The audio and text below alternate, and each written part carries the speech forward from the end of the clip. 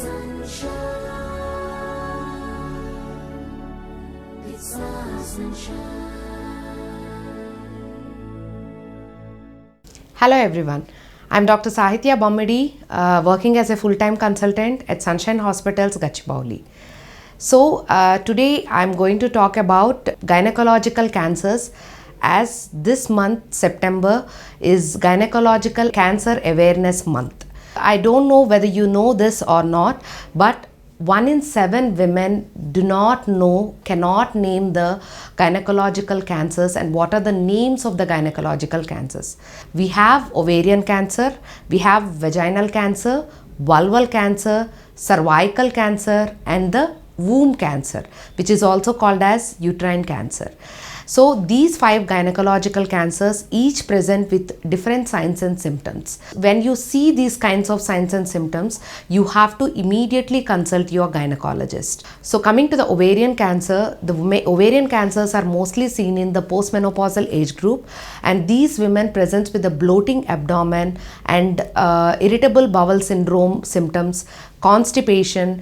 Most of these women present with gastritis symptoms. So they may actually feel that this is a simple gastritis and they may not consult the gynecologist. No. You have to consult the gynecologist when you have this kind of symptoms, like gastritis kind of symptoms in a postmenopausal age group women. Definitely. If you require the long-term usage of the H2 blockers, definitely you have to consult the gynecologist and go for the ultrasound and some blood test to know whether you have an ovarian cancer or not. Ovarian cancer is the most dreadful cancer, and most of these ovarian cancers will present to us very late because non-availability of the symptoms, and you usually feel that these symptoms are not related to the ovarian cancer and they usually present to us at very late stages. Next, coming to the cervical cancer. Cervix is nothing but the opening of the uterus, and cervix is different and the vagina is different. So we have a screening procedure for the cervical cancer, and usually all the women starting from the age 25 till 65 years, they have to go for this screening procedure. And we have the conventional method and also the liquid based cytology, and based upon what kind of screening method you are going through, we have to tell the women to come and how frequently they have to go for the screening procedures. We usually explain them when they come to us. And this cervical cancer present with the abnormal bleeding, pain after the sexual intercourse, bleeding in between the menstruation, and unpleasant vaginal discharges and foul smelling discharges. So when you have these kind of symptoms, definitely you have to meet your gynecologist and take the necessary precautions and take the necessary investigations to be held, proceed with the treatment.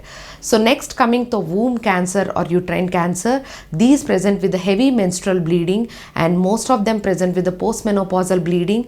Any postmenopausal bleeding need to be evaluated by the gynecologist, and they have to go through few investigations, and based upon the investigations they have to go through procedures through which the endometrial curettings has to be obtained and sent for the histopathology, and after that only we actually can tell that whether the woman is having the womb cancer or not.